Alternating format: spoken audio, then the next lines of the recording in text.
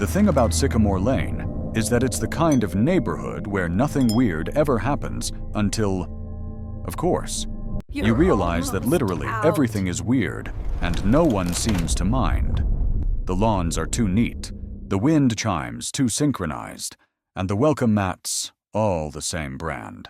And not just the same model, same wear pattern, same dirt stain in the upper left corner. Even the squirrels seem unionized. So before you get comfortable, take a moment to like the video and subscribe, but only if you really like what I do here. Also, drop your current location and local time in the comments. I need to know who else is awake when the weird neighborhoods start waking up, too. Anyway, back to the story. The Robinsons weren't planning to move. That's not how they described it. Anyway, one day, they were watching TV in their cramped city apartment, Debbie scrolling through a thread about cursed beanie babies, while Tim microwaved something vaguely yellow, and the next. They were standing in the living room of 42 Sycamore Lane with a signed deed, keys on the counter, and a cake on the kitchen table that read, "Welcome back." Debbie blinked. "Did we buy a house?" While sleep-deprived again, Tim stared at the granite countertops. "We don't even like granite." The house smelled like lemon polish and nostalgia. Their son Max was already upstairs, somehow unpacked, sitting on his bed, like he'd lived there forever. When asked how he got there so fast, he shrugged and said, "The stairs helped." Let's take a moment to appreciate that Max was 7 and already casually saying cryptic horror movie lines without blinking. The stairs helped? Sure. Great. By dinner. The fridge was mysteriously stocked with all their favorite groceries brand names, too. None of that generic cereal-ish rectangles stuff. There was even a bottle of Debbie's favorite obscure ginger ale that had been discontinued in 2014. The one with the drawing of a Victorian otter on the label. She blinked. Tim shrugged. Max offered no comment, except to gently hum the exact jingle from the old ginger ale commercial, which he should not have known. Fact-check moment. There's an actual phenomenon called cryptomnesia, where people recall forgotten memories and mistake them as new experiences. Except, this didn't feel like forgotten. It felt like inserted. Night came quietly. Too quietly. Even the cicadas outside made soft, respectful noises, like they'd been trained in ASMR ambiance. The bedroom lights flickered just once, the temperature adjusted itself, and the house, yes, the house sighed. Not creaked, sighed. Debbie tried to laugh it off. Old houses settle. Tim nodded. We've never owned an old house. Max, brushing his teeth with toothpaste, labeled for optimal night transition, looked at them in the mirror and asked, "Do you think we'll still be here in the morning?" That's not how kids talk. That's how trailers for psychological thrillers start. They fell asleep anyway, lulled by the eerie perfection of the mattress, which somehow matched their preferred firmness levels on each side. Even the pillows adjusted automatically when they shifted positions. It was like sleeping inside an algorithm trained exclusively on BuzzFeed quizzes and nightmare journals. At 3:17 a.m., the porch light flickered on. A car they didn't recognize drove slowly past the house, paused, then continued. No other lights came on along the street. No barking dogs, just the gentle whir of something unseen. Possibly mechanical. Possibly watching. That night, Tim dreamed of mowing a lawn that stretched into forever, while a voice on a loudspeaker repeated, "Curb appeal is compliance. Curb appeal is compliance." He woke up with grass stains on his socks. Debbie dreamed of a block party with no music and everyone wearing masks shaped like their own faces. The cupcakes spelled out "already here" in perfect pink icing. She woke up craving cupcakes and forgetting the names of her college roommates. And Max. Max slept with a grin on his face and muttered "reset successful" before rolling over. Here's where things could have unraveled, where a normal family might have packed up and fled. But the Robinsons were urban millennials with too much student debt to question a miracle house. Free home. Near a good school. plenty of closet space, creepy dream messages, and sentient kitchenware. That's just the price of housing in this economy. Besides, there were yoga classes at the community center, and the center had excellent lighting. By mid-morning, the family had already received a friendly knock on the door.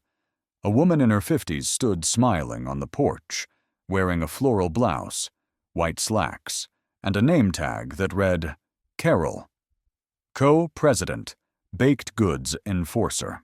Carol held a clipboard and a lasagna dish. "Welcome back to the neighborhood," she sang, cheerfully ignoring their confusion. "We're just so happy to see you reintegrating." Tim blinked. "Sorry. We just moved in." Carol's smile widened. "Just a hair too far. Of course you did." She handed them a pamphlet titled, The Neighborhood and You Maintaining Excellence Through Passive Compliance. Inside were rules about acceptable leaf blower times. 2, 12 to 19 p.m. Synchronized dog walking schedules, and a page ominously labeled, The Thursday Protocol. Debbie flipped to it. Frowned. "Why is this page printed in red?" Carol laughed. Tradition. And just like that, Sycamore Lane felt a little smaller, a little stranger, and much harder to leave. Somewhere, a wind chime rang in perfect A minor. The welcome mats smiled their identical welcome, and the house because why not sighed again. Quip of the day.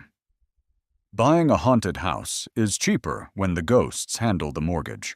By Tuesday, the Robinsons had accepted a few key facts. The house was definitely theirs. They had no recollection of buying it. Their toothbrushes charged themselves without being plugged in. These were not normal facts, but they were now home facts, and once something gets into that category, the brain tends to give up and file it under not urgent. Tim had tried to check their bank account for a mortgage transaction, only to find a cheerful message on the app that read, Your balance is optimal. Don't worry. Every attempt to call customer service rerouted to hold music featuring a theremin solo and the occasional whisper of, You're doing great. On Wednesday morning, Carol returned with a tray of muffins, a new welcome mat identical to the first, and a gentle reminder, member, Thursday is for screaming. Debbie, mid-sip of her ethically sourced cinnamon coffee, paused. Come again, screaming. Carol chirped. 4:00 a.m. sharp. It's in the covenant. Tim glanced up from the HOA pamphlet, where the Thursday protocol was printed in red ink and Comic Sans.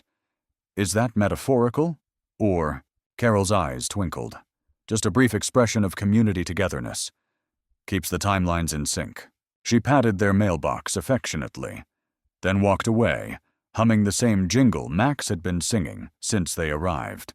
The Robinsons tried to rationalize it. Maybe it was performance art. Maybe a TikTok cult. Maybe they were part of an extremely immersive HOA-sponsored LARP. But then Thursday came. At exactly 3:59 a.m., the lights in every house on Sycamore Lane blinked once. A low, humming noise rolled through the neighborhood like a sentient foghorn trying to whisper. And at precisely 4:00 a.m., the screaming began. It wasn't wild or panicked. It was orderly, measured. Everyone seemed to be hitting the same pitch A-flat minor, if you must know, and the duration was consistent, 47 seconds, followed by a 2-second pause, then 7 more seconds of humming. Chilling. Yes, harmonized, absolutely. Debbie stood frozen in the living room, clutching her coffee mug like a weapon.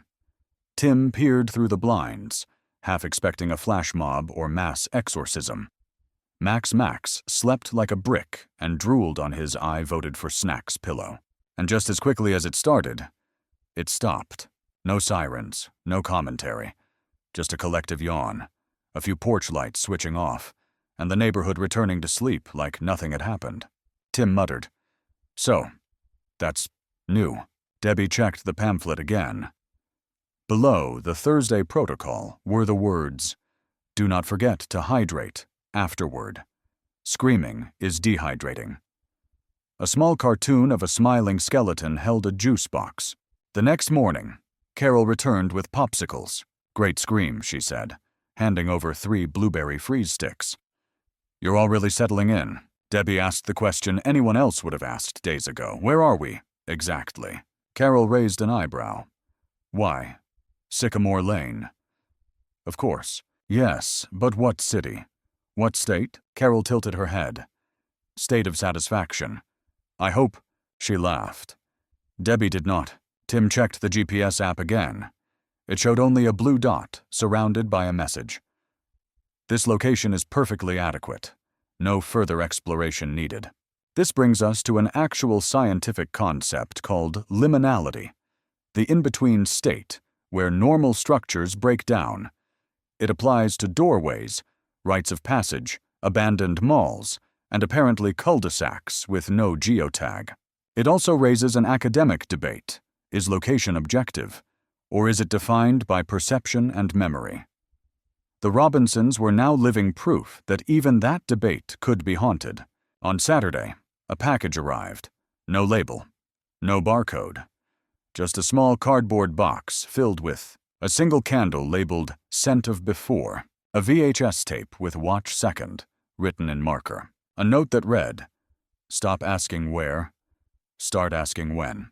The Robinsons did what any reasonable family would do. They placed the box on a high shelf and quietly ignored it for the rest of the week. Instead, they attended their first neighborhood association meeting.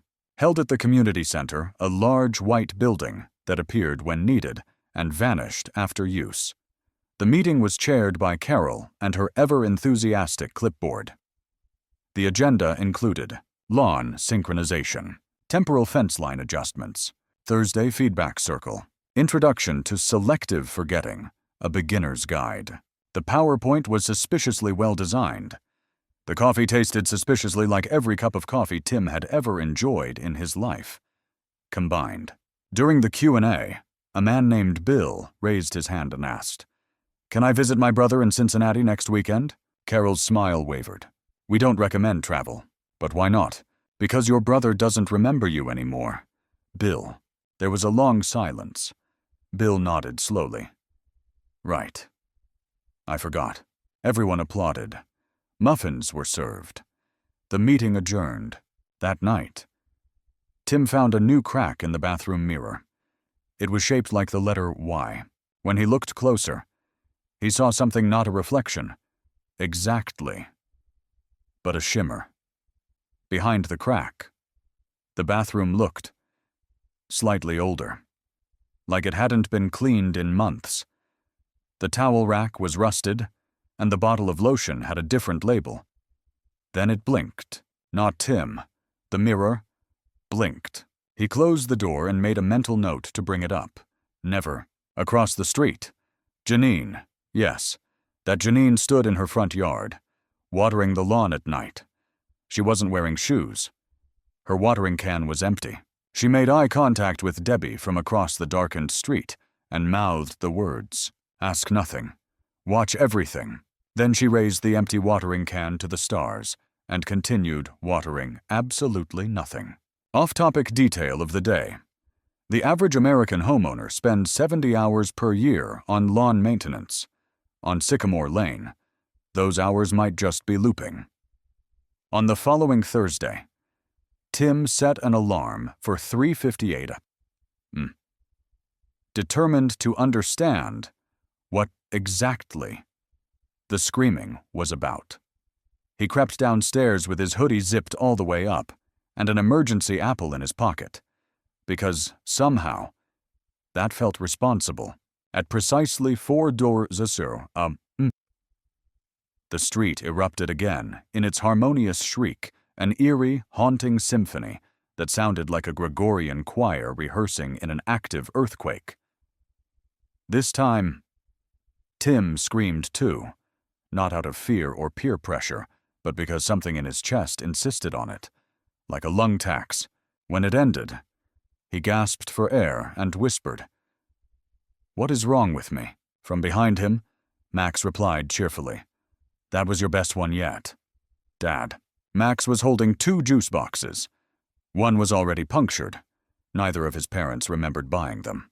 Later that morning, after hydration and a short spiral of denial, The family received mail again, with no postmark or delivery person. Just there. Inside the mailbox. Waiting. Debbie flipped through it. A water bill with a breakdown that included charges for emotional humidity. A coupon for 15% off dimensional realignment services, valid only on alternate Tuesdays. And a handwritten postcard that read, "Wish you were here, but you are here. Aren't you?" It was signed, "You," last week. Real fact break. In 2007, a neuroscientist named Olaf Blanke studied a rare condition where people hallucinated doppelgangers of themselves giving instructions. It's called autoscopy, and yes, it's been used as a legal defense. Blanke's theory was that the brain's self-monitoring system can be tricked into splitting, creating other yous that feel real enough to obey. Back in the kitchen, Max had lined up the juice boxes by flavor and was tapping them gently while humming the HOA jingle in reverse. Tim blinked. "Where'd you get all those?" Max smiled. "I trade them with the attic man." "Sorry, the what?" "The man in the attic. He gives me drinks. I give him string." Tim and Debbie locked eyes. The universal parental signal for "is it time to burn the house down?" Then Max added, "He said thanks for not replacing the insulation," which was both oddly polite and wildly concerning. Tim marched upstairs, swung open the attic hatch, and poked his head in with the courage of someone who once fixed a garbage disposal alone. The attic looked fine. Insulated. Dusty. Cobwebs. A few Christmas boxes. But in the far corner, behind an oddly warm HVAC duct, was a tiny metal mailbox screwed into the joist.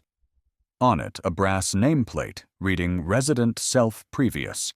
Inside was a string bracelet, an unopened juice box, a rental agreement signed by someone with Tim's handwriting. Debbie appeared behind him. "Should we move?" Tim climbed down. "From where to where I'm not sure this street exists on a map." Max, meanwhile, had drawn a diagram of the attic man using crayons. It featured 8 fingers, no eyes, and a smile made of binary. He titled it, "He Says He's Glad We Came Back." That night, after what the family collectively decided was not dinner, the noodles rearranged themselves to spell "Hi, Dad." They tried to distract themselves with TV. But every channel featured their own living room live. Same angle, same lighting, except they weren't in it. At one point, a version of Debbie looked directly at the screen and winked. Tim turned off the TV. The screen stayed on for a beat too long, displaying a message viewer 3 disconnected, 2 remaining. The next morning, their garage door was open. This was strange because they never opened it. They didn't have a garage yesterday. Now it stood before them, gleaming white door, keypad entry system, a mailbox embedded in the wall that read, "Delivery to the once house." Inside the garage, a single spotlight, a pedestal, and on that pedestal, a left shoe, just one, worn. Size, 9, and not Tim's. The garage closed itself promptly at 12 yes, Wervener, which was inconvenient because it had locked Tim inside while he was inspecting the pedestal. It took him 2 hours, some strong language, and one surprisingly effective bribe to the HVAC system to get out. Philosophical debate of the day. If reality is subjective and memory is editable, how do we define real? The Robinsons were now functioning within a reality that included attic-dwelling past selves and emotionally unstable noodles. Nothing was off limits. That evening, while taking out the trash which had started humming old jazz standards, Debbie found a note taped to the bin. "Do not miss the playground at midnight." Quite beneath the message was a crude drawing of what looked like a jungle gym wrapped in vines or veins. Debbie turned to Tim. "Do we have a playground?" Tim frowned. "Do we have a midnight?" The question made more sense than it should have. They decided not to go, which was brave and stupid, because the next morning, every window in the house had a single muddy footprint on the inside. Child-sized, facing inward. and every wall was marked in crayon with the words, "You missed recess." The next Thursday, the screaming sounded different, not in tone, still pitch perfect and disturbingly coordinated, but in texture. That's the only way Tim could describe it. The sound had layers now. Harmonics. It was like the neighborhood had downloaded an audio plug-in for extra dread. Max sat cross-legged in the hallway, wearing his favorite hoodie, which now read, "Property of Dimension Beta 7, and hummed along. He seemed pleased. Debbie, exhausted, muttered, "We need help. Real help. External help." Tim agreed. He picked up his phone, only to find every contact replaced with one number HOA, Escalation Division. He did not press it. Instead, he checked the mailbox again, hoping, irrationally, for a letter from his mother, or the IRS, or anyone that proved the outside world still existed. What he found was a bill labeled Memory Leakage Fee. Itemized charges included Forgotten Dreams, 3 units, temporal overlap corrections to 1. 2 units, unauthorized mirror glancing 1 unit, basement trespass pending 0 units, total due, 1947 payment accepted in either currency or measurable guilt. Tim paid with a $20 tucked into the envelope. When he closed the mailbox, it burped. That same afternoon, a thump echoed from the attic. Not the polite sort of thump a house makes when it's settling, but a decisive, administrative thump, like someone stamping forms inside your ceiling. Debbie climbed up this time. She found the same attic mailbox, but now it was labeled Current Self, Observer Status. Inside was a note. "You're doing better than the last version. Don't forget to water the playground. Sincerely. You." The last line was written in Debbie's handwriting. Left-handed. She was right-handed. She came down quietly and announced, "We are not using the attic anymore. It's now an Airbnb for existential crises."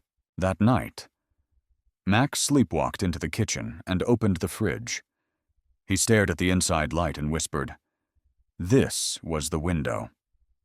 Remember, when Debbie gently guided him back to bed, she noticed something new.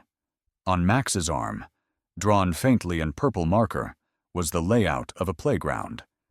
It matched the one they hadn't gone to. She copied it down, just in case. Then, just past midnight, the doorbell rang. On the porch stood Janine, again barefoot, again at night, holding a pie tin and a crumpled grocery bag. Her eyes were red, not from tears, but from lack of blinking. "I remember too much now," she whispered. "They warned me, but I kept baking." She handed Debbie the bag and hissed, "Do not refrigerate this." Then she scurried back across the lawn like a squirrel with a Netflix subscription. Inside the bag, 3 canned peaches, unlabeled, a ceramic spoon with the word "now" carved into it, a laminated note that read, "If the vines start growing indoors, leave immediately." "Vines," Tim said. "We don't have any vines." As if on cue, a green tendril appeared under the kitchen floorboards. It waved. Sycamore fact time. In 1997, scientists discovered that certain plants emit high-frequency clicks when under stress. This has sparked a minor debate in botany circles about plant communication and whether we've been ignoring a language all along. In Sycamore Lane, the plants may have skipped the debate and gone straight to fluent passive aggression. The Robinsons did not sleep that night. In the morning, the mail arrived again. Among the usual nonsense was a postcard, front a picture of a treehouse in space. "Back wish you'd come to the playground. The others were asking about you." Jay, the letter was postmarked tomorrow. They agreed. No more waiting. At 11:45 Pixunch, they left the house, Max in hand, flashlight gripped, and marched toward the center of Sycamore Lane, where the HOA map indicated the recreational facility stood. What they found wasn't what you'd call a playground. Exactly. Yes, there were monkey bars. But they hovered. The seesaw rotated vertically, and the merry-go-round was spinning counterclockwise on its own, with no children on it, just a circle of shoes, all left-footed. In the sandbox, small handprints, deep and precise, but too many fingers, Tim whispered. This is fine. Totally normal. Just public school funding at work. Debbie pointed at the jungle gym. Why are there name tags hanging from the bars? Each tag bore a name they didn't recognize. Except one. It read, Max Ver, 3.2. Max didn't look surprised. I told you the stairs helped. Tim sat down on a bench that hadn't been there a second ago and stared at the ground. This is a dream. Right, like an elaborate lucid dream being live-streamed to a very confused professor somewhere. It was at this point that the sky flickered. Just once, like someone pressed Ctrl+Z on the clouds. Every light on Sycamore Lane blinked off, then back on. The street was quiet again. No wind. No sound. Even the vines under their floorboards seemed to be holding their breath. Back home, they found that the front door had locked itself. They were now inside again, but the layout had changed. Max's room was now on the first floor. The bathroom had become a hallway, and a new door had appeared next to the coat closet. Audit do not open until prompted. Tim stared at it and whispered. Prompted by what? The hallway light blinked twice. The new door did not behave like other doors. For one, it was slightly warm to the touch, like it had been sunbathing, or recently hugged by a toaster. Second, when Tim pressed his ear against it, he didn't hear the muffled nothingness of an empty closet. He heard music, specifically an old waltz, and someone coughing in rhythm with it. They decided not to open it. Instead, they returned to the living room, which now had 2 coffee tables, neither of which they owned. One was made of what appeared to be antique wood. The other was breathing. I vote we stop sitting on furniture, Debbie said, backing away from the couch, which was now slightly damp. Max sat on the floor, unbothered, humming quietly while assembling something from bottle caps, paper clips, and a string of Christmas lights. It looked like a diorama of their house. But the garage had 3 doors in his version, and one of them had tiny flames drawn in crayon. Tim tried to turn on the TV. It showed a looping security feed of their backyard, except in this version. There were 4 people on the lawn. The family only had 3. The 4th figure was tall, thin, and seemed to move frame by frame. Its head rotated too far, like it was politely disagreeing with the laws of physics. Tim turned the TV off. The screen showed buffering self. Please wait. Later that afternoon, there was a knock. Not on the front door. On the back door, which had previously led to a fence and a view of their neighbor's pristine backyard gnome arrangement. Now when they opened it, they saw fog.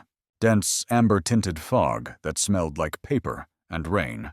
A man stood in it, wearing a blazer over a Hawaiian shirt, holding a briefcase made of what looked like patchwork skin. He smiled. Hello there. I'm here about your insurance. Debbie blinked. We didn't request any. He gave her a knowing nod. No one requests alternate dimensional homeowners coverage, but you've clearly reached stage 4 perceptual erosion. It's policy. Tim stepped forward. How did you find us? Oh, I didn't. The house filed the claim. The man introduced himself as Greg, probably, and pulled out a clipboard that contained exactly 1 page. It read, Insurable risks, temporal bleed, interdimensional neighbor leakage, memory fog, closet loops, crayon warnings, door personality conflicts, premium 1 regret, notarized, optional add-on amnesia, reboot requires child signature. Greg handed them a complimentary brochure titled, Congratulations, your house is self-aware, and a coupon for 1 free identity renegotiation. Then he pointed at Max and said, You've already got the architect. That's good. They're very stable at this age. Debbie's voice went flat. Architect. Greg shrugged. Oh, you'll figure it out. Just don't let him near the furnace when it sings. And with that, Greg stepped backward into the fog and dissolved like a sugar cube in hot tea. The fog lingered, then receded. The backyard was once again normal, or as normal as any place that once smelled like paper ghosts could be. Quirky detail of the day. On Greg's briefcase was a bumper sticker that read, "My other form is a concept." Tim took the insurance page and pinned it to the fridge, using a magnet shaped like a screaming duck. "I miss our old life," he said. Debbie sat beside him and nodded. "I think that's the regret they want notarized." Max, still calm, piped up. "You can notarize things in the attic," Tim replied, without missing a beat. "We're not going back up there." That evening, Debbie opened the mailbox and found a sheet of music. It was titled Thursday, in E minor. Beneath it, rehearsal schedule compulsory. She brought it inside, and as they sat at the kitchen table, trying to decipher the weirdly elegant notation, something unexpected happened. The garage door opened, on its own. At exactly 12:01 a.m., Tim crept toward it, flashlight in hand, heart thudding like a suspiciously quiet drumline. Inside the garage now stood something new, a fog machine. It hissed once, then began to spew slow rolls of mist that coiled around the shoe pedestal. The shoe had vanished. In its place, a note. "Return when ready. The audience is waiting." Max poked his head around the corner. "That's for the recital." "What recital?" He shrugged. "The one I built the stage for." They turned to look out the living room window. The playground, the real one, in the center of the neighborhood was now lit up by soft spotlights. A stage had appeared. Tiny chairs were arranged in perfect rows, occupied by what looked like mannequin children made of wood and static. One of them waved. Back inside, the mysterious door next to the coat closet emitted a ding, like an elevator that just arrived somewhere it shouldn't. On the door, new writing had appeared. Prompted, they stared at it for a long time. "Philosophical quandary of the evening. If a door tells you when to open it, is it still your choice?" Tim touched the knob. It was ice cold now, despite the earlier warmth. "Tomorrow," he whispered. "We open it tomorrow." Max smiled. "Or yesterday. It depends." Then he went to bed, leaving his diorama on the table. The tiny model of the house now included a basement. The Robinsons didn't have a basement. Yet. The door waited all night. It didn't knock. It didn't creak. It didn't sigh like the other parts of the house occasionally did when they were being dramatic. It simply was a static, looming suggestion beside the coat closet, humming with faint potential like a pop quiz no one studied for. In the morning, the Robinsons stood in front of it like they were about to attend a very polite execution. "I vote we ignore it," Tim said, holding his coffee like a shield. Debbie frowned. "I tried ignoring the bathroom mirror once, and it winked at me during my shower. This house doesn't do passive." Max came downstairs, already dressed, wearing a shirt that said ACT2 Consequences in bold Helvetica. He was holding a thermos and a diagram drawn on what looked suspiciously like 1950s graph paper. It featured the door, a hallway, and a large arrow labeled, "You are still here." "Ready," he chirped. "Are you sure this is safe?" Debbie asked. Max took a sip from the thermos. Safety isn't the point anymore. So that's where they were as a family, now drinking unknown liquids, trusting schematics from children, and opening doors that made eldritch suggestions. Fun. Tim opened the door. Behind it was a hallway. Long, pale green, faintly glowing, like someone had installed nightlights inside a memory. The floor was carpeted.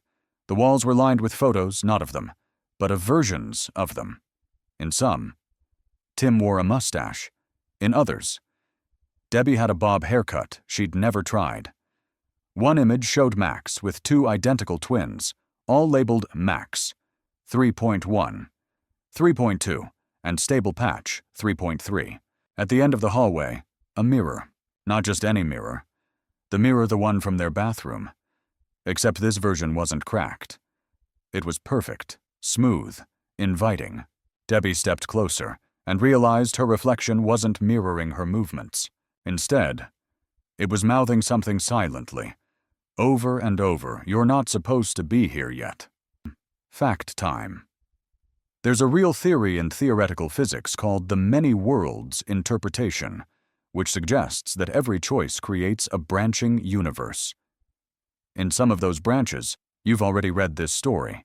In others, you wrote it. In one, you're a raccoon reading this through stolen Wi-Fi. Congratulations. Back in the hallway, the Robinson stood still as the mirror began to ripple. Like water. A hand reached out. It held a piece of paper. The hand didn't look monstrous. It looked like Debbie's hand, except the wedding ring was on the right hand. The nails were painted a color she never wore. It dropped the note and vanished. Max picked it up. The note read, "If this hallway ends, you're too late. If it loops, you're fine." They turned. The hallway had extended behind them. No door. No coat closet. Just more hallway. Same photos. Same carpet. Same increasingly anxious decorative plants. Max looked pleased. "We're fine." Tim did not look pleased. "How do you know?" Max pointed at a small plaque mounted to the wall. "Loop status active. Safe mode engaged." That was comforting. Debbie leaned against the wall and tried to breathe. The house wasn't trying to kill them. Not exactly. It was curating an experience. Like one of those museums where you walk through a Victorian street and pretend not to notice how the mannequins blink. Then the hallway ceiling opened. Yes, opened. A trap door slid back to reveal a ladder descending from the attic, though they were no longer on the top floor. Above. The voice of Carol rang out. "Hello, residents. Just a reminder that all guests must RSVP before initiating ascension protocols. Don't forget your Thursday harmonics," Debbie muttered. "She lives in the ceiling." Of course she does. The trap door slid shut. The hallway shifted again. A door appeared on the left, this one simple, wooden, and marked with a sticky note that said, "Forget this exists." Tim stared at it. If we forget it exists, how do we know not to open it? Debbie, ever the pragmatist, grabbed the sticky note and slapped it over Tim's mouth. There. Forgetting engaged.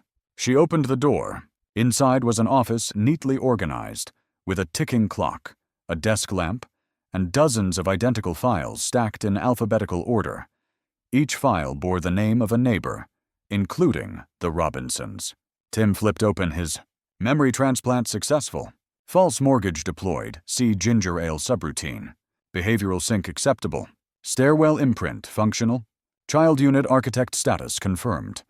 Please monitor for narrative manipulation. Tim turned to Max. What's a narrative manipulator? Max blinked. You mean like a plot twist? They left the office quickly. Back in the hallway. Things had changed again. The carpet was gone. Now polished tile. And each wall bore a single phrase. Repeatedly, fiction becomes fact.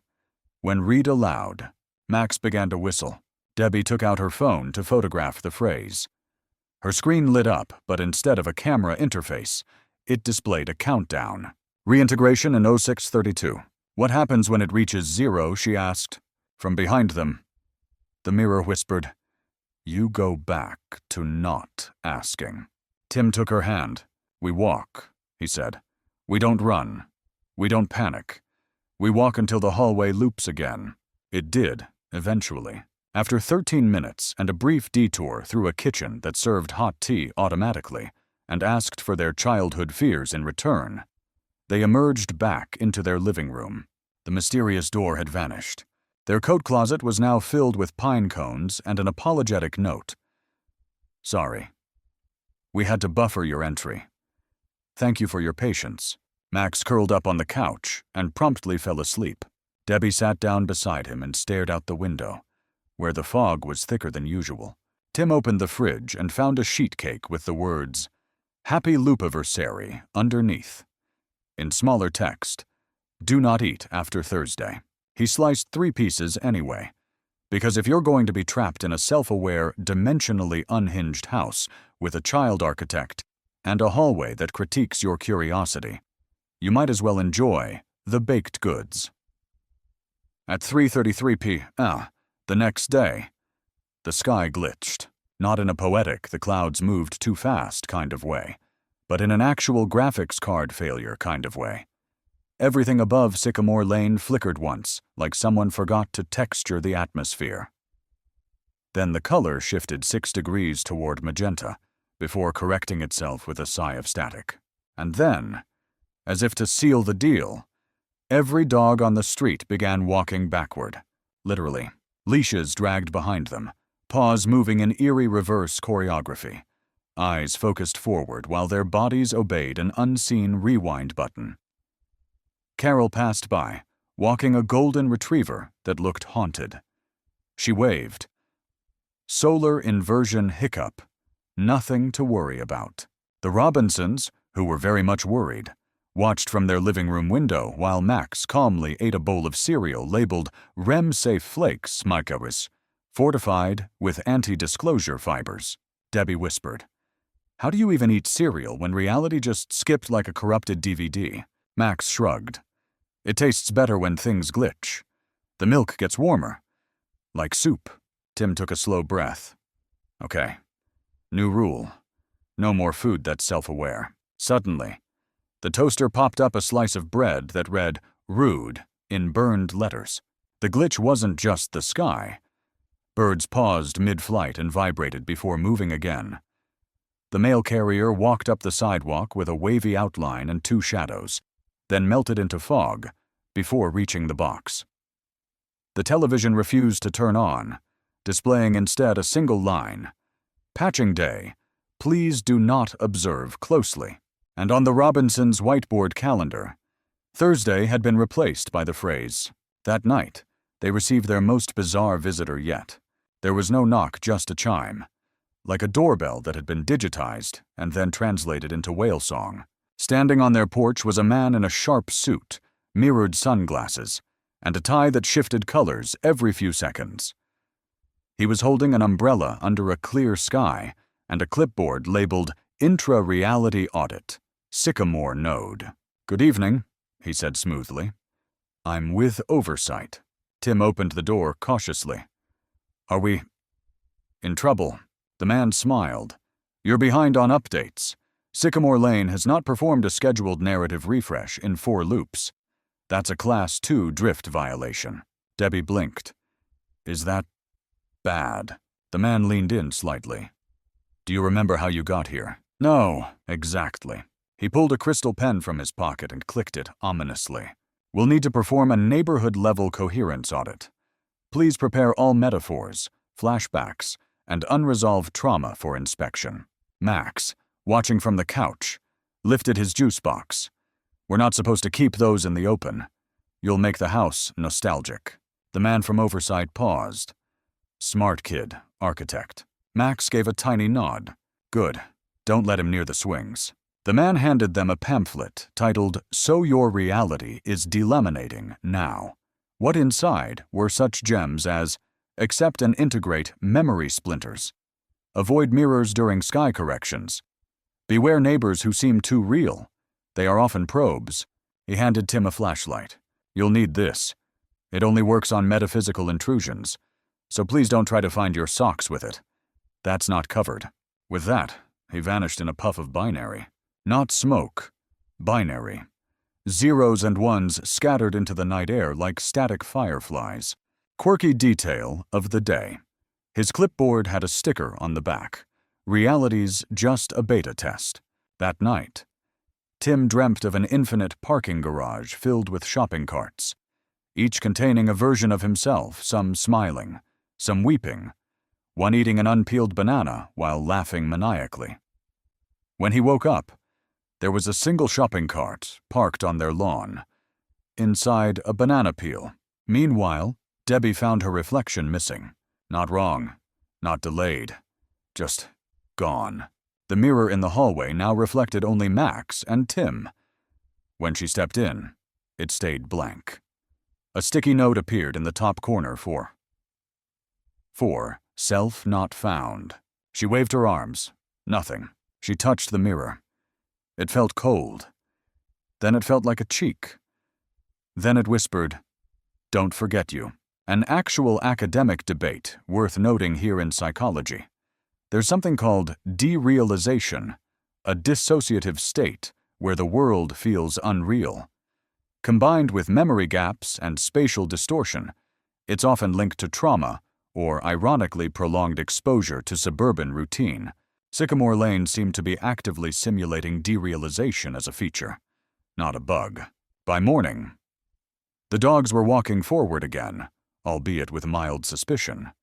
The sky had mostly restabilized, except for a small patch over Lot 17 that displayed a screensaver of drifting clouds and an occasional Windows XP error. And then the mail arrived. A single envelope, inside 3 marbles, a Polaroid of the family taken from above, and a message scribbled in tight cursive. If the sky lags again, dig. J. Beneath the photo, faintly scrawled, she remembered. Then she remembered too much. Janine's house now had yellow tape across the porch. No police cars, just the tape. And a new mailbox that said, vacant, memory full. Max looked up from his cereal and said, "We're next?" Then he smiled and added, "Probably." Sycamore Lane had a playground. That much was technically true. It had monkey bars, a slide shaped like a whale, and one of those springy horses you ride until you lose your childhood optimism. But something about it never felt quite used. No chalk drawings, no juice box litter, no screaming children fighting over whose turn it was to break their leg on the spinny thing. And yet there were footprints, every morning, tiny, muddy footprints in perfect rows, trailing from the sandbox to the slide, around the merry-go-round, and ending abruptly at the chain-link fence, where the soil looked like it had been combed. Debbie crouched beside the sandbox and pressed her fingers to one of the prints. "They're fresh." Tim knelt beside her. "So where are the kids?" Max, standing a few feet away, in a shirt that read, "I was there, but not yet," simply said, "They don't come from here. They come through." That sentence would have sounded cooler if he hadn't followed it by loudly slurping applesauce from a pouch labeled Neural Snack for mid-loop energy. They spent the morning investigating the playground. The slide had a seam. The monkey bars vibrated. The swing set chains weren't attached to anything, they just floated, anchored in air. And the merry-go-round. It didn't spin until Tim sat on it. Then it moved. Slowly. Then faster. Then, bang, Tim disappeared. Debbie screamed. Max yawned. "Don't worry," he said. "It only displaces you if your narrative thread is unstable." "I'm sorry, is what?" Max pointed at the merry-go-round. "It checks for unresolved arcs. Dad has, like, 5. Debbie ran to the platform, and before she could decide if unresolved arcs meant therapy or a cosmic filing error, bang. Tim reappeared, covered in glitter, and possibly barbecue sauce. He looked dazed. "I just had coffee with my ex-girlfriend's father, in a lighthouse made of birthday candles. We talked about forgiveness and bowling." Then he blinked. "Wait, how long was I gone?" 47 seconds, Debbie said. 10 years, Tim whispered. Quirky real-world fact. Some researchers believe that déjà vu is the brain checking for inconsistencies between sensory input and memory, an internal error message. Sycamore Lane had weaponized déjà vu and turned it into a field trip. They left the playground quickly. Back home, they found something new, a visitor's pass on their welcome mat. It read, "Temporary access. Granted, observer from Node 16A. Do not feed." Before they could process that, the backyard gate creaked open. A woman stepped through. She was wearing a jumpsuit that said, "Field Research, Reality Stability Initiative," with a name tag that read, "Geneva." She carried a clipboard, a Geiger counter, and what appeared to be a plush toy of Schrodinger's cat. "Sorry to intrude," she said cheerfully. "We're tracking a minor timeline splinter that originated somewhere around your attic, or possibly your child. It's hard to tell they're connected." Debbie stared. "You're from outside." Geneva nodded. "Technically, I'm what you'd call an interparallel researcher. Don't worry, I'm only here for observational documentation. No direct interference." Then she pulled out a camera and took a photo of their doorframe. It growled. I see the thresholds becoming territorial, she muttered, scribbling in her notes. That's loop fatigue. Common after 6 iterations. Tim, still smelling vaguely of ribs and birthday wax, asked, How do we get out? Geneva tilted her head. Out. Yes, Debbie said. Out of the neighborhood. Or the loop. Or whatever this is. Geneva hesitated. Oh, you weren't informed. She flipped to a laminated page. Residents of Sycamore Lane may exit only via achieved closure, accepted delusion, narrative implosion discouraged. Geneva tucked the clipboard under her arm. I suggest the first one. Closures vary in this season. Tim leaned against the porch. Closure for what? She smiled kindly. That's what the dreams are for. And with that, she handed Max a small bell and walked back through the gate. The bell rang once as she left, and behind her, the footprints in the playground vanished. That night, all 3 Robinsons had the same dream. They were standing in a hallway, not the glitchy one, but a long or infinite corridor lined with doors. Each door had their names on it. Behind each door, scenes from their lives, birthdays, school plays. That one time Tim spilled a Slurpee on a priest. But the final doors were different. They were blank, waiting. They all woke up at the same moment. At the foot of their beds, a gift box. Inside, a harmonica, a flashlight, a folded note that read, You're almost ready. Just don't look backward. Max said. The hallway likes to test people. Debbie replied. What happens if we fail? Max didn't answer. Instead, he began assembling a new model out of pipe cleaners and cereal box cardboard. When he finished, he held it up proudly. It was their house, but now with a second story they didn't have. The model lit up. So did their real hallway. A new staircase had appeared. The new staircase was polite about its arrival. It didn't crash through the ceiling or spiral out of nowhere in a burst of dramatic smoke. It simply appeared, complete with handrails, tasteful lighting, and carpeting that matched their existing decor. A lovely neutral gray that said, This is fine. Please ignore the uncanny. Debbie stared up at it. We don't have a second floor. Tim, now permanently in a state of half-resigned confusion, replied. Well, now we do. At this rate, the house's next trick will be giving us a 3rd bathroom that leads directly to a TED Talk. Jack stood at the base of the staircase, holding his homemade model. The second floor was labeled Memory Buffer. Active sessions only. It's not a floor, he said. It's a cache. Tim squinted. Like a computer cache. Max nodded. It stores what you're not ready to remember. And if we go up, Max just smiled. You remember it, which is the sort of thing a child should not say unless they're auditioning to haunt their own family. Still, the staircase was there, waiting, glowing faintly, humming softly. And as per usual on Sycamore Lane, ignoring something didn't make it go away. It just made it weirder later. So they climbed. The stairs felt not physical, exactly. They had weight. Yes. Texture. But Debbie noticed she wasn't tired. Tim noticed he hadn't blinked in 6 steps. Max climbed like he already knew the way, like he'd rehearsed. At the top a hallway, again, but not the same one. This hallway was made of photographs, millions of them, layered so densely that the walls seemed to breathe. Each photo flickered gently as they walked by, displaying images like memory gifs, blurred birthdays, sunsets with the wrong lighting, people you almost recognize from dreams you never finish. They passed a door labeled, Do Not Open Unless Crying. Max reached for it. Don't, Debbie said, pulling him back. Let's focus. Tim nodded. We're looking for, I don't know, answers.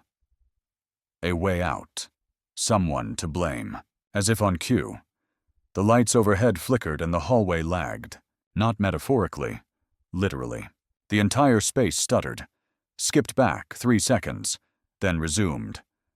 The Robinsons had each taken a step backward without moving. Max looked delighted.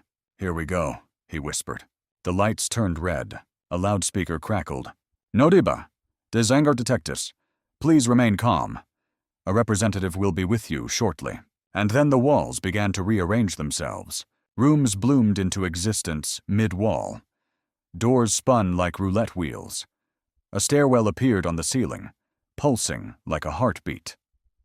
The house, whatever it truly was reconfiguring its layout in real time. Like a video game with trust issues, they ducked into the nearest stable-looking doorway. Inside was the living room.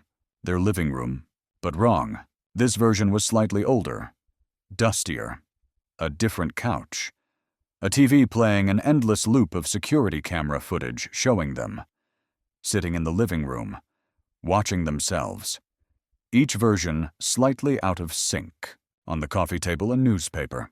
The headline read, "Local family vanishes, only memory remains." Date, August 14th, 1994.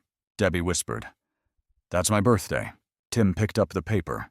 The photo was blurry, but it showed a house identical to theirs, surrounded by emergency vehicles. One of the EMTs was Geneva. Before they could process that, a voice spoke from behind them. "You weren't supposed to remember this yet." They turned. Janine stood in the corner, dressed in a trench coat made of what appeared to be folded paper. Her hair was longer, her eyes glowed faintly, and her voice was doubled, once normal, once reversed. She stepped forward. "You've breached your own narrative buffer. That's impressive. Stupid, but impressive." Debbie gasped. "You disappeared." Janine nodded. "Because I remembered too early. The house doesn't like that. It tried to reassign me. I said no." Tim shook his head. "Reassign you how?" Janine pointed at Max. "As a child, as a memory, as a neighbor with a casserole fetish. Doesn't matter. We all cycle. The lane loops. We play roles." Max whispered. "What about the footprints?" Janine smiled. "They're from your past attempts. Each time you try to leave, you pass through the playground." "Why can't we leave?" Tim asked. She hesitated. "Because you're not real. Not in the way you think." The lights pulsed. The room shimmered. And from the corner of their eyes, the wallpaper began to show flickering text. "Story stability. 82% imminent conflict required. Please initiate emotional climax." Max clapped his hands. "Cool, boss, fight time." Debbie turned to Janine. "What happens if we refuse the conflict?" Janine's smile faded. "You loop again." Tim, quietly, said, "I can't keep living here. Deb, this house. It's not a home. It's a rerun." And just like that, the room responded. The floor began to crack veins of light spiderwebbing beneath them. The TV showed them arguing in 20 different realities. The walls whispered alternate timelines, like threats. In one, Tim left. In another, Debbie did. In another, Max never existed. But here, in this loop, they stood together. Max reached into his pocket and pulled out the bell Geneva had given him. He rang it, once. The light reset. The crack sealed. The loop paused. Janine stepped back. "You've stabilized the thread, but only temporarily. You still have to choose." Tim turned to his wife.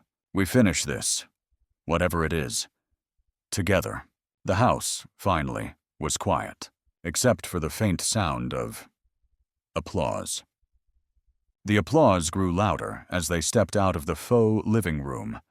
Not enthusiastic, not sarcastic, just steady, measured, like an audience politely acknowledging the third act had begun. The hallway had changed again. This time, it looked like a backstage theater corridor. Hanging light bulbs buzzed overhead. The floorboards creaked with purpose. A folding chair lay toppled near a door labeled Protagonist Holding Area. Max picked it up and dusted it off. "This part's fun," he said. "Everyone gets a spotlight." Debbie looked around.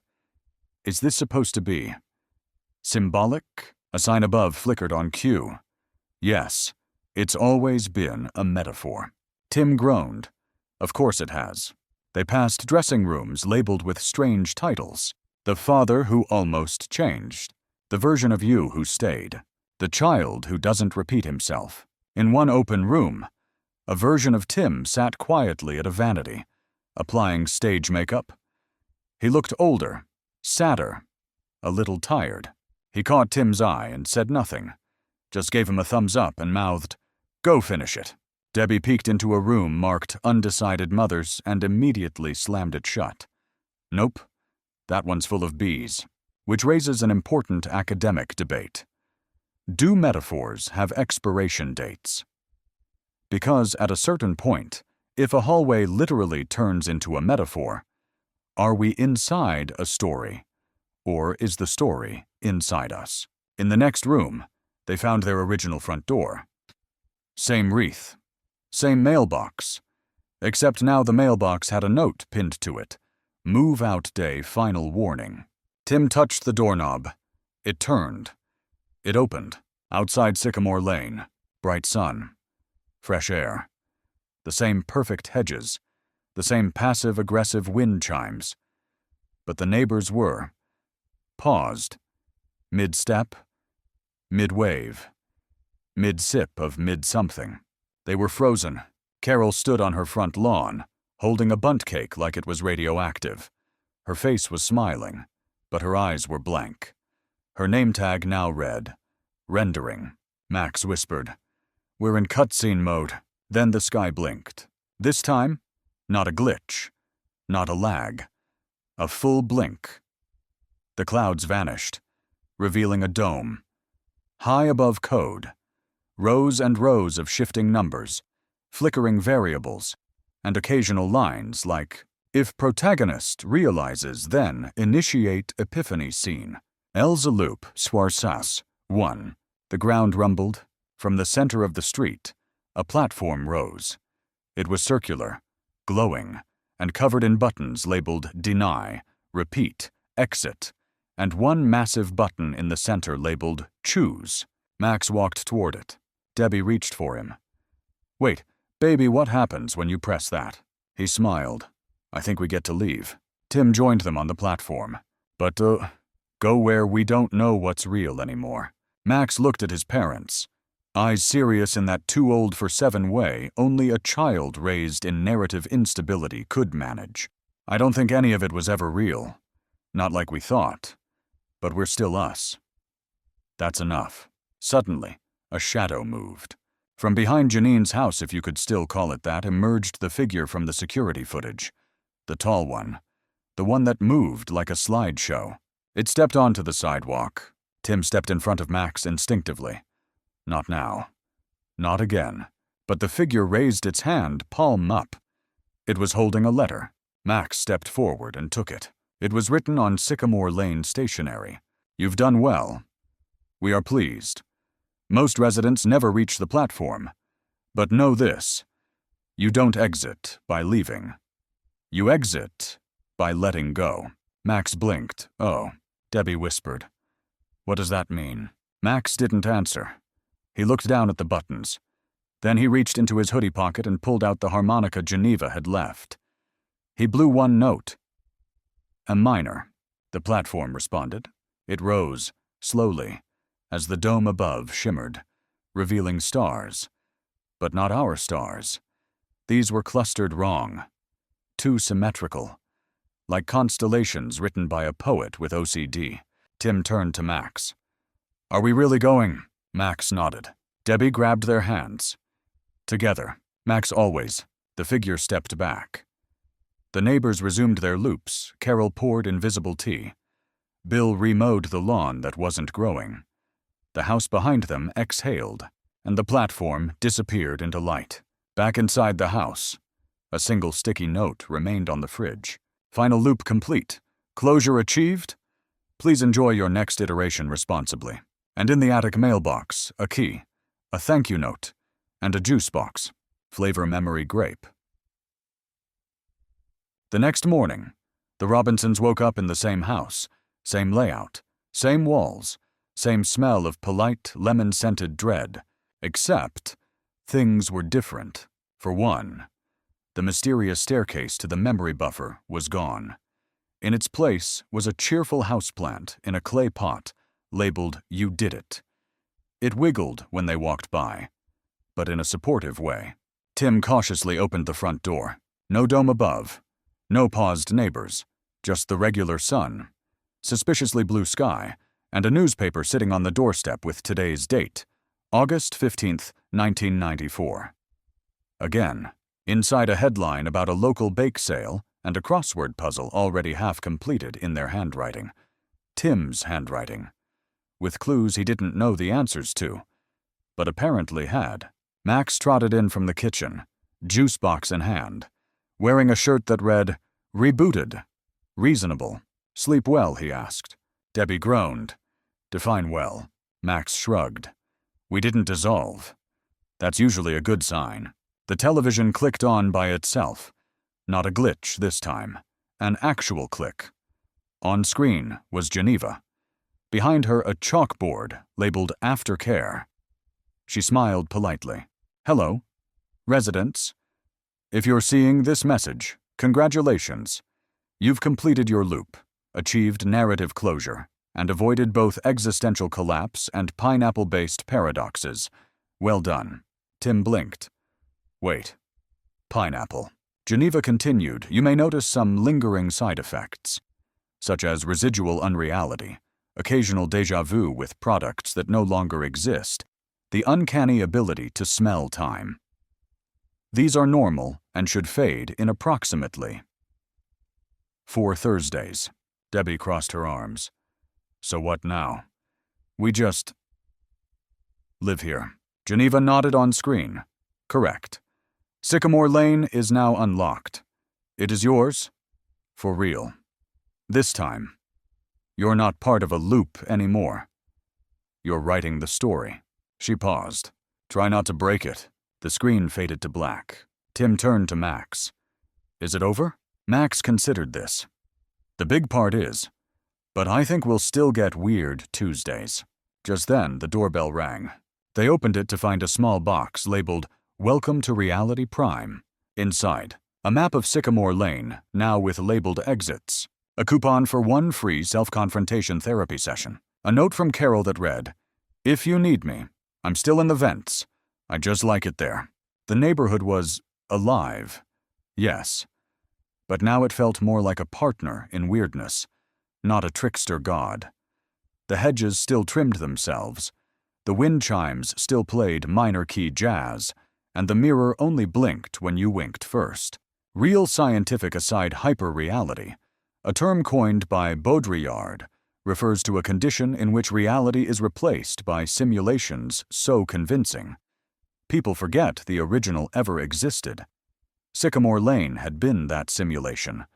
But now, the Robinsons remembered, and that changed everything. That afternoon, they walked the block. For the first time, it was clear some neighbors were real. Some weren't. But all waved. All smiled. Some blinked in slow Morse code. Tim waved back. "Polite simulacra," he whispered. Max ran ahead to the playground. The monkey bars no longer hovered. The merry-go-round spun normally. The swings now obeyed gravity like emotionally adjusted chains. In the sandbox, a new set of footprints appeared normal size. Childlike, but only one set. No looping. No resets. Debbie sat on a bench and exhaled. "We made it." Tim sat beside her. "I don't know where from, but yeah." They watched Max build a tiny house out of sand. He stuck a stick in the top, tied a leaf to it, and declared, "Flag planted. No more loops." Later, over dinner, they found a note tucked under their lasagna tray. "Congratulations on choosing something over nothing. You'd be surprised how many don't. J." Debbie raised her glass of uncarbonated ginger ale. "To reality." Tim clinked his back, even if it's 93% nonsense. Max held up his juice box. "To the new loop, the one we choose." The plant on the windowsill gently danced. Somewhere in the attic, a file labeled Archived Versions gently deleted itself. And for the first time in a long time, the house didn't sigh. It just sat there, happily weird, ready for whatever came next. The following week, they got invited to a block party. The invitation was printed on heavy cream cardstock, sealed with a wax stamp that somehow smelled like root beer and nostalgia. It read, "To the Robinsons. You are formally invited to the Sycamore Lane integration picnic. Dress code. Existentially casual. Please bring one dish and one suppressed memory." Debbie brought potato salad. Tim brought a guitar he hadn't played since college. Max brought a box of labeled stones and declared them his narrative anchors. The event took place on the central lawn, formerly the playground, now refreshingly inert. Someone had set up a long table of snacks, each one tagged with dietary warnings like, "Contains peanuts and mild temporal recursion, gluten-free, but might trigger dreams about goats, vegan, symbolic." Neighbors gathered. Some of them were new. Some of them felt new, but looked old. Carol wore a sun hat and carried a pie, declaring loudly, "We made it to reality phase.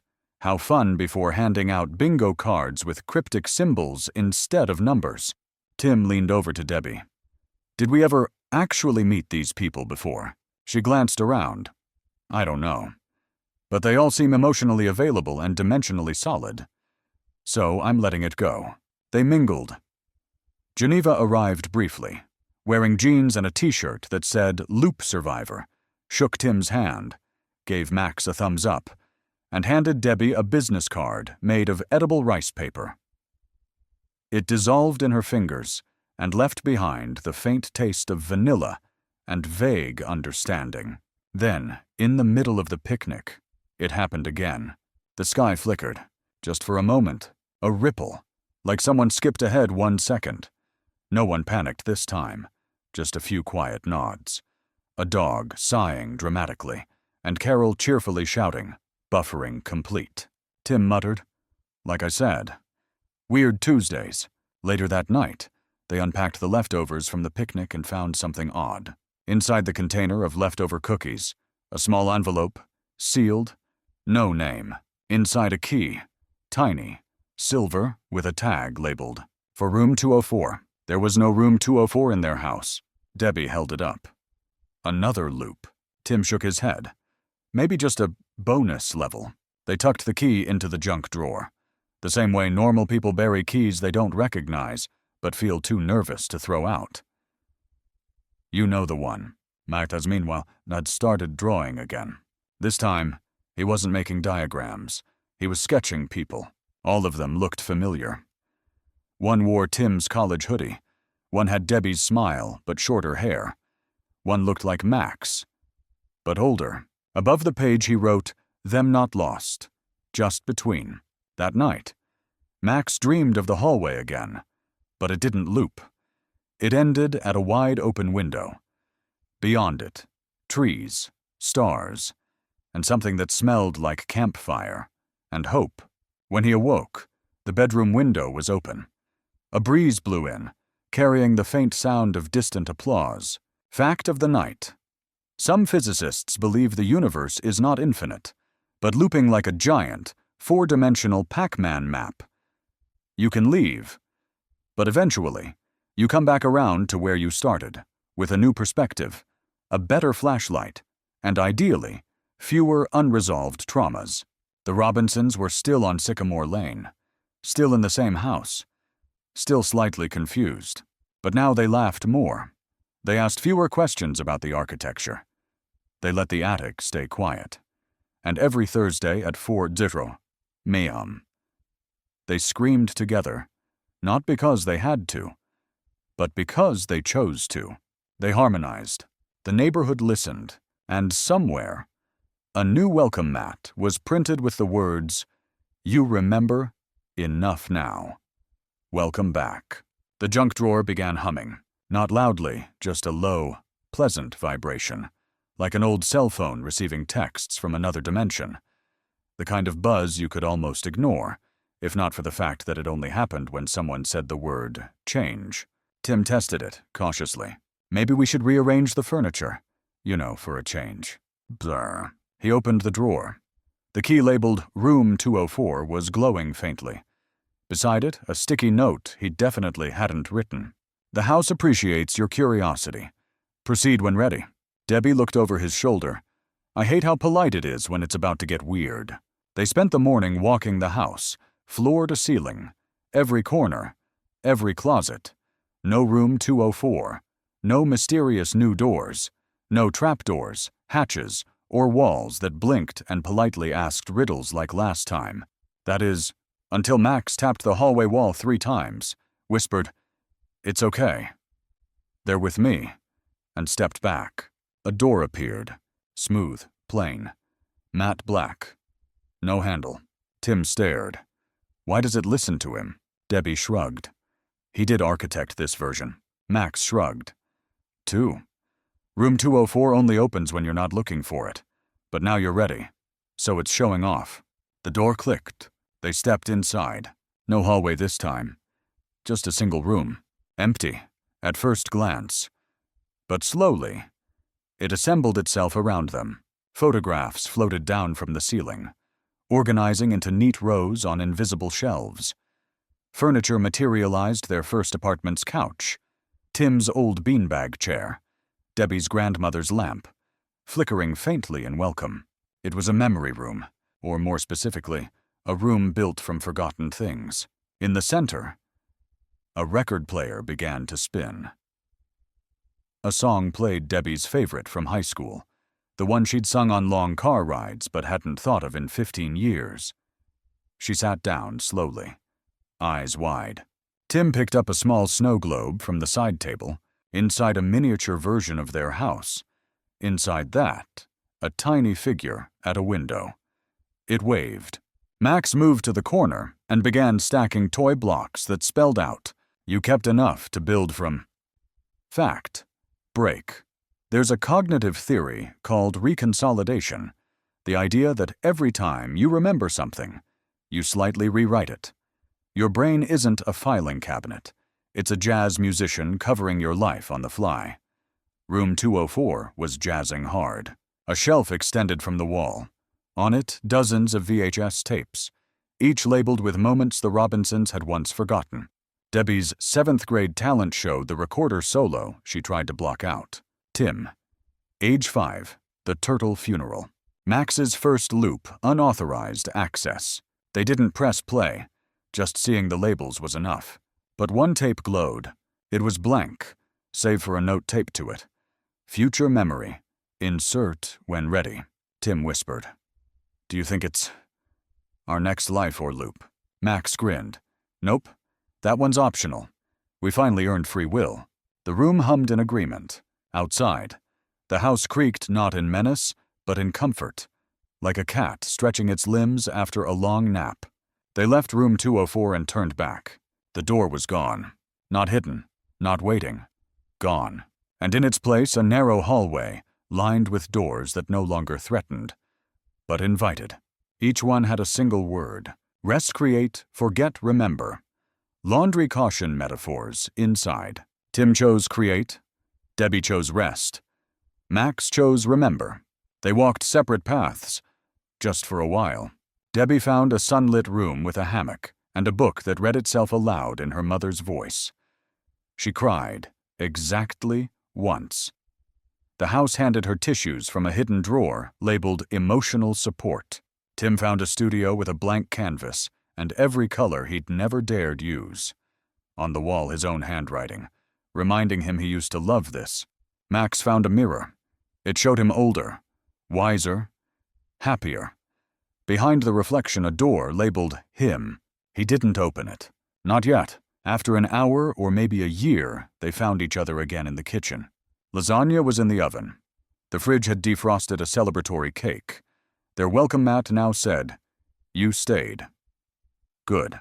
The mailbox outside contained nothing but a sticky note. Loop status retired. Memory threads intact. Family alignment confirmed. That night, the house didn't glitch, shimmer, or whisper. It just was a place, a home, not a trap, not a test, and the stars outside blinked in gentle approval. There was only one thing left to do. It wasn't dramatic. It wasn't complicated. but it had been quietly waiting in the background, like a background actor who knew, deep in their heart, that this was their episode. The front yard, more specifically, the mailbox. It had been there since day one, neatly painted, slightly too symmetrical. Every letter it delivered had been a breadcrumb, a riddle, a threat, a joke. But now, it was quiet, closed, at rest, until the red flag slowly lifted itself. Inside was one last envelope. No address, no stamp, just the word, "Farewell." Debbie opened it while Tim and Max stood on either side, like they were unsealing a spell. Inside was a single sheet of paper. "Dear residents, congratulations. You remembered enough to stop forgetting. You asked enough questions to start answering. You chose something, when it would have been easier to loop. That's rare. That's real. That's yours. There's nothing else to unlock. No deeper hallway. No greater twist. No final monster behind the attic hatch we double-checked. From here forward, the story is mundane. Beautifully, painfully, boringly yours. That's what freedom looks like. You're still on Sycamore Lane, but it's not watching you anymore. It's with you. Go plant something. Go repaint a room. Go scream on Thursdays if you want, but only if you feel like it. Love." The narrative. Debbie folded the letter and smiled. It didn't even ask us to rate the experience. Max was already digging a hole in the flower bed. "I'm gonna plant that weird snack from the picnic. See what happens." Tim nodded.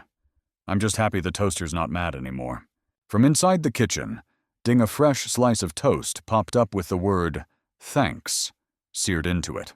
That night, there were no dreams, no mirrored versions, no infinite hallways, just rest. The clocks ticked normally. The stars stayed where they were. The ceiling didn't blink. At 4:00 on Thursday, the family woke up naturally, not from alarms or ambient dread. And instead of screaming, they laughed. It started with Max, just a snort. Then Debbie giggled. Then Tim full-on belly laughed, choking on his water as he tried to sing the Thursday harmony in falsetto. By sunrise, they were sitting on the porch in pajamas, wrapped in blankets, sipping coffee and juice, watching the street wake up like a sleepy old sitcom set. The wind chimes played an actual melody, "Here Comes the Sun." Even Carol walked by and waved. No clipboard in sight. "Loop's done." She called. "You're boring now." "How lovely." Tim saluted her with his mug. "Here's to boring." Debbie leaned her head on his shoulder. Weirdest moving experience ever. Max poked at the dirt where his snack plant was already sprouting something vaguely citrus-scented. "So, what now?" Tim looked out at the road. "We live. We water the plants. We argue over groceries. We mess up. We say sorry. We wake up and do it again," Debbie added. "And maybe get a dog." Max nodded. "Can we name it Loop?" They all agreed that was the only logical choice. The truck arrived at dawn. No engine, no driver. Just a matte gray moving van that rolled silently to the curb and parked itself like it had been summoned by memory. On the side, in modest Helvetica Sycamore Lane exit logistics, Est, Max was the first to see it. He stood at the window, holding a toaster pastry in one hand and a juice box in the other. "It's here." Debbie and Tim joined him a few moments later. The truck's rear doors were open, revealing an empty cargo hold with padded walls and a small wooden desk bolted to the side. On the desk, a clipboard and 3 identical envelopes, each labeled "Move Out Readiness, Final Confirmation," each sealed with a wax stamp shaped like a question mark. Tim picked his up first. Inside, a form. Name Tim Robinson, Loop ID, Resolved Narrative Arc. Completed Emotional Inventory. Mostly unpacked. Please answer honestly. Do you understand why you're leaving? Will you remember what mattered? Will you forget what you need to? Optional section. Forgiven yourself. Checkbox left blank. Tim stared at it for a long time, then slowly ticked the last box with a shaky hand. Debbie's form was shorter. Narrative function. Anchor. Emotional role. Gravity processing status. Gentle. Final task, let it be real. She didn't check any boxes, just nodded. Max's envelope contained no paper, only a key. Not to room 204. Not to the attic. Just a normal brass house key with a tag that said, "To whatever's next." The van didn't speak, beep, or demand anything. It simply waited. They stood in the living room, surrounded by the comforts of absurdity. The breathing couch. The plant that still did tiny thumbs-ups. The mirror, which now showed only what it was supposed to. There was no compulsion. No portal. No glitch. Just a chance to leave. "We don't have to go," Debbie said softly. Tim shook his head. "But we can—" "That's the difference," Max added. "And if we do, it sticks this time." They packed exactly one box. Inside, a photo of the house, the welcome mat, Max's drawing of the playground footprints, a copy of the Thursday Harmony sheet music, and 3 harmonicas, labeled "just in case." As they stepped onto the porch, the neighborhood watched not actively, but kindly, like a good book closing its eyes. The truck loaded their box. The doors closed. The windshield shimmered. The family climbed into the front bench together. No map. No GPS. Just the road stretching forward into mist, sunlight, and possibility. The van pulled away. Sycamore Lane didn't vanish, it simply receded. No chase, no twist, just distance. And as the mailbox at 42 Sycamore Lane gently lowered its red flag for the last time, a soft wind rustled through the leaves and whispered, "They chose." In the end, there was no secret evil, no cruel architect, no horror behind the hedge. There was only memory, the kind that loops, the kind that rewrites, the kind that waits for you to pay attention. Sycamore Lane wasn't haunted. It was waiting for someone to remember, waiting for someone to stop asking what was real and start choosing what would be. The doors were always there. The Thursday screaming was optional. The house, in all its strange kindness, was only trying to help you stay until you were ready to leave. And now, on some quiet morning in a different reality, a family wakes up. They stretch. They eat breakfast. They forget what needed forgetting. And they water the plant. Maybe you've lived on Sycamore Lane. Maybe you still do. If so, don't worry. The mailbox knows where to find you.